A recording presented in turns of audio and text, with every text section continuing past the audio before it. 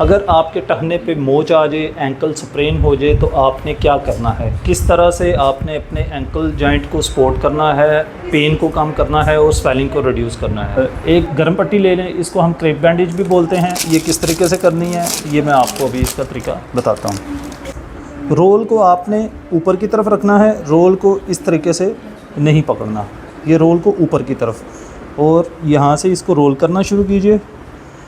ये जो किनारा है इसको आप ये 2 रैप कर लें और इस किनारे को आप कवर कर लें।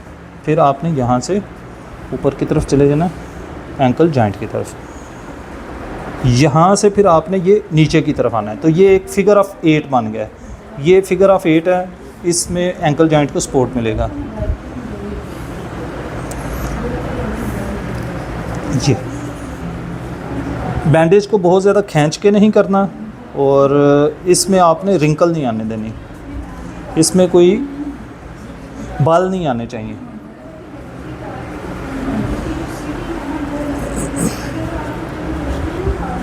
ये जितने भी जो बाल हैं ये बाल साथ निकालते जाएं आप।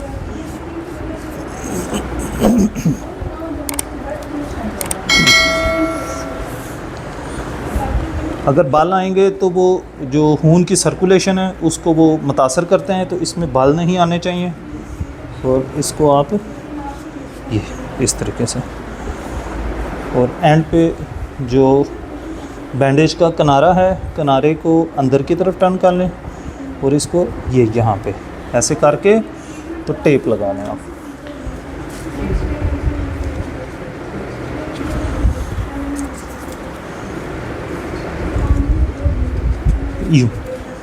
यूँ कोई सी भी टेप लगा लें। आप मूव करें पाँव को, हाँ छोड़ें। कंफर्टेबल है?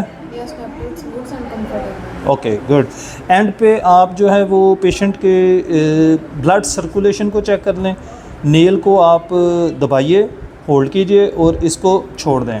अगर तो वापस वो पिंक हो गया, रेड हो गया, तो इट्स मीन कि आपने बैंडेज बिल्कुल ठीक की है, ज़्यादा टाइट नहीं है। Thanks for watching. और अगर आपको ये मेथड अच्छा लगा है तो आप इसको शेयर कर दें, हो सकता है बहुत से लोगों का फ़ायदा हो जाए।